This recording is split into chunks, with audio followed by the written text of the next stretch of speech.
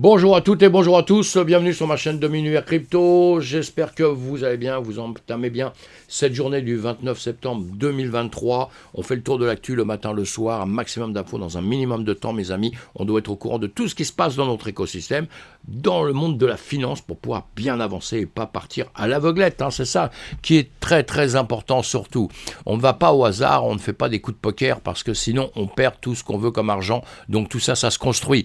Allez, on va parler de désespération d'options en premier, on va parler de la décision de la décision en suspens de la SEC sur les ETF Bitcoin, on va parler de la CBDC, des retraits aussi par Gemini, de Binance, on va parler de Comex, de l'annulation par Ripple d'un achat qu'il devait faire, de Coinbase, de OKX Venture. Allez, on fait le tour de tout ça très rapidement. Pensez à vous abonner à ma chaîne, pensez à cliquer sur le pouce et aussi me laisser un commentaire, ça me fait toujours vraiment plaisir, et merci à ceux qui le font depuis tout le temps, et un BTC à 27 096, un ETH 1679, très content, on passe au-dessus des 27 000, l'ETH on est passé au-dessus des 1600, mais attention, on gagne une bataille, on n'a peut-être pas gagné la guerre.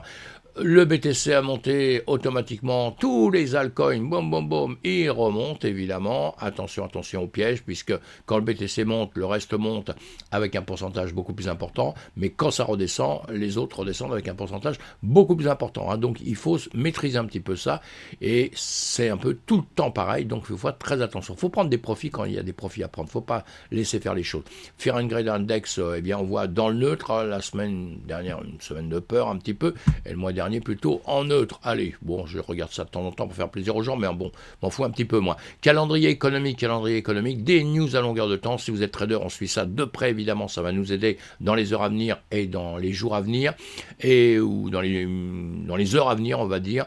Mais attention, si vous êtes débutant, eh bien, bon, faut pas se laisser influencer par certaines choses, parce que ça risque de vous faire perdre de l'argent à longueur de temps, mais il faut en revanche apprendre, savoir, vous ne pouvez pas rentrer dans le monde de la finance sans vous occuper un petit peu des calendriers économiques, des marchés économiques et de savoir ce qui se passe dessus. Ça me paraît pas possible. On regarde ça entre nous, évidemment. Là, sur les vidéos comme ça, je ne veux pas vous expliquer en 2 secondes quelque chose qui peut vous induire en erreur vraiment. Et on voit tout ça sur les graphiques, évidemment, précisément. Et on va parler de la SEC, mais en premier, on va faire un petit tour des options. Je vous ai dit, les traders de crypto-monnaies, sur le qui pour l'expiration d'options Bitcoin et Ether de près de 5 milliards, évidemment. Alors ce vendredi, un petit résumé, je vous fais un petit résumé de ça, sur l'échange d'options crypto Deribit, les options Bitcoin et Ether d'une valeur notionnelle de 4,8 milliards, espérons avec 117 000 contrats BTC et 1,1 million de contrats ETH concernés. Alors les traders anticipent la stabilité des prix en amont de cette expiration, souvent considérée comme significatif en termes de volume et de valeur. Les niveaux de Max Pain où les acheteurs d'options peuvent perdre le plus d'argent à l'expiration sont respectivement de 26 500 pour le BTC et de 1650 pour l'ETH. Bon voilà, alors certains ne prévoient pas d'explosion de volatilité à l'approche de l'événement. Bah oui, on constate tout ça un petit peu sur les graphiques, évidemment c'est ça le plus important. Petite conclusion là-dessus, bien que l'expiration des options de près de 5 milliards soit un événement significatif sur les marchés de la crypto-monnaie, les prévisions actuelles suggèrent une transition stable avec une volatilité limitée, démontrant la maturité et la résilience du marché crypto face à de tels événements. On doit constater tout ça, ça nous aide à avancer et à voir un petit peu comment le marché de la crypto-monnaie réagit par rapport à beaucoup d'autres marchés et par rapport justement aux options, à tout ça.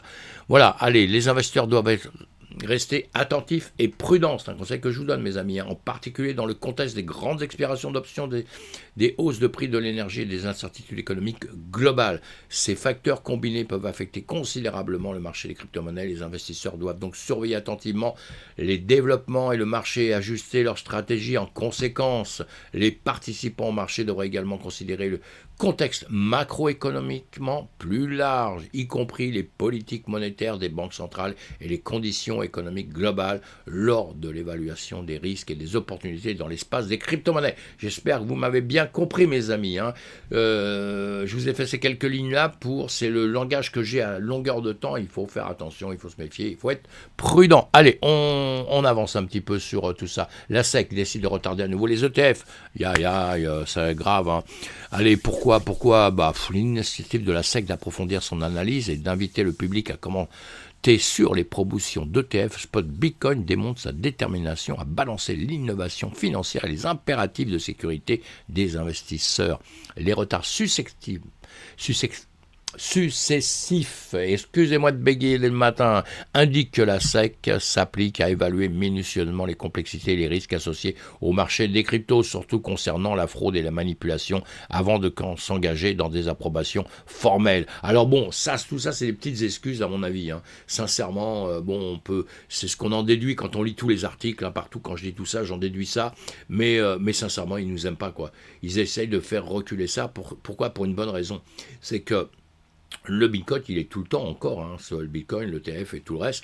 Le marché tradit, il n'aime pas ça, parce qu'il y a la DeFi derrière ça, il y a la finance décentralisée derrière tout ça. Donc moi, je pense sincèrement qu'ils retardent tout ça au maximum, en attendant peut-être parfois un miracle, que quelque chose arrive de terrible, qu'on puisse annuler tout ça, et que ça ne se fasse pas. J'ai l'impression que c'est plus dans ce sens-là, qu'on recule. Vous savez, c'est comme vous devez payer quelque chose, vous reculez tout le temps en vous disant, peut-être entre-temps, il peut y arriver un miracle, je vais gagner au loto, comme ça je vais pouvoir payer ça tranquillement, etc. Enfin, je dis des bêtises, mais j'ai l'impression que c'est plus que ça.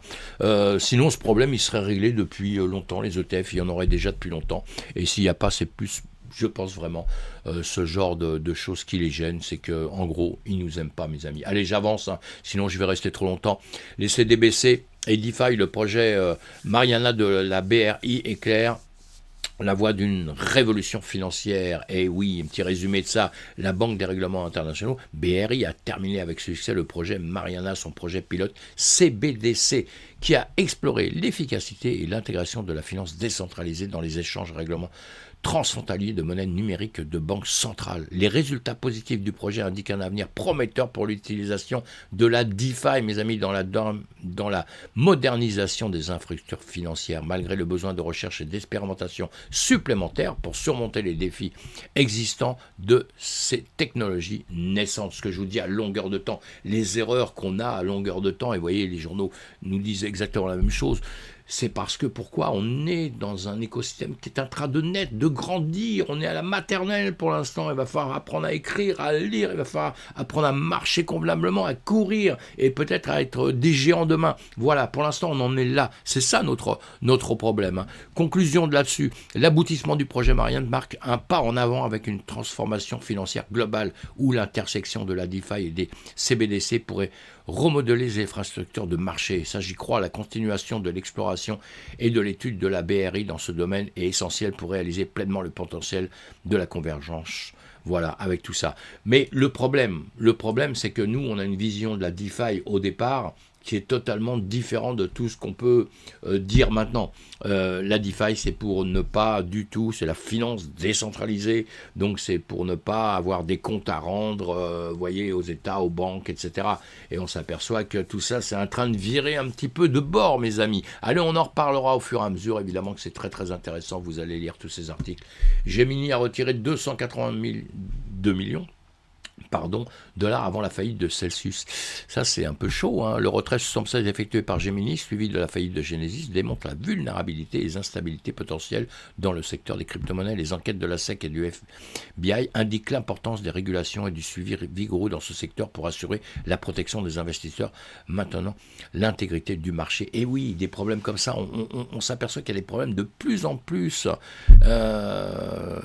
Donc c'est chiant, quoi. Gemini, il a retiré 282 millions de dollars de Genesis quelques mois avant la faillite de ce dernier, déclenchant un conflit intense des poursuites entre les entreprises et leurs propriétaires. Gemini accuse Genesis et sa société mère Digital Currency Group, DCG, de fraude, et une enquête est menée par la SEC et le FBI. Cette situation expose le risque et les tensions dans le secteur de la crypto-monnaie, avec des implications significatives pour les utilisateurs et les créanciers. Vous avez bien compris, tout ça c'est un problème chez nous et tout. On va attendre que ça se règle, évidemment. Mais c'est un peu chaud. Binance, il arrête le trading de l'euro pour les utilisateurs de PaySafe, alors que son partenaire bancaire retire ses services. Voilà, bon, la suspension par Binance de ses services de trading en euros souligne les défis et les tensions réglementaires persistants dans le secteur des crypto-monnaies, en particulier en Europe. Je vous ai dit que je vous ai des petites résumés de tout ça et des conclusions. Les efforts de Binance pour intégrer le nouveau canal fiduciaire et minimiser l'impact sur les utilisateurs sont essentiels pour maintenir la confiance et l'engagement des utilisateurs. Cependant, l'évolution future du cadre réglementaire et les réponses des plateformes d'échange seront déterminante pour le développement stable et inclusif de l'industrie de la crypto-monnaie dans la région et autre part dans le monde entier.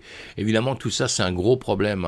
Binance, il a reconnu une série de problèmes réglementaires en Europe, y compris son retrait des Pays-Bas et une enquête en France. Ces événements soulignent les tensions existantes entre les plateformes de crypto-monnaie et les régulateurs. On est toujours d'accord, accentuant la nécessité pour les échanges comme Binance d'opérer dans un cadre réglementaire clair et conforme. On ne vit qu'avec ça en ce moment, on ne parle que de ça en ce moment, évidemment, vous aurez bien compris. Et voilà, d'anciens employés de Binance pourraient avoir rejoint le successeur russe de COMEX. Ça aussi, c'est une tonne de petite histoire, évidemment, puisqu'il est parti là-bas. Il a dit qu'il renvoyait tout sur COMEX, évidemment, qu'il a des employés qui sont peut-être partis là-bas. Maintenant, allez voir, il va falloir trouver vraiment les liens entre lui, vraiment, et COMEX. Ça, c'est encore une autre histoire qui va être à suivre, mes amis. Pour l'instant, j'en sais pas plus que ça, donc on va pas faire de commentaires là-dessus, mais on va revenir dessus dans pas longtemps. Il y a Ripple qui ne procédera pas à l'achat de Fortress Trust, confirme le PDG Brad Carlinghouse. Voilà, c'est une société, Ripple, c'est une grosse société majeure dans la technologie de paiement en blockchain, a renoncé à son intention d'acquérir Fortress Trust, malgré la signature d'une lettre d'intention. Voilà, le PDG Ripple a affirmé que la société restait néanmoins un investisseur dans Fortress et continuerait à soutenir son équipe talentueuse. Voilà, et ses produits innovants. La relation future entre Ripple et Fortress, bien qu'indéfinie, restera collaboratif. Voilà, on n'en sait pas plus que ça, encore une fois. On va suivre tout ça, c'est pas la peine. J'aime pas faire des blabla quand on sait pas trop quelque chose, parce que bon, on sait que les infos vont arriver au compte-gouttes, évidemment. Coinbase déploie le trading à terme perpétuel pour les utilisateurs particuliers en dehors des États-Unis. Voilà, bon, ça on s'y attendait aussi, avec tous les problèmes qu'il y a aux États-Unis, évidemment. Donc voilà, à suivre aussi. Et OKX Venture investit dans le protocole de graphe de connaissance OX Core. Voilà, dans un communiqué qui propose un protocole de graphe de connaissance pour les données Web 2 et Web 3. Il a déclaré qu'avec le nouveau capital, il vise à créer un écosystème open source inclusif qui permet un téléchargement, une validation, un traitement et un téléchargement transparent de Web 2 et de Web 3 données. OKX n'a pas divulgué le montant de l'investissement. Voilà, on suit OKX, je pense que tout le monde connaît.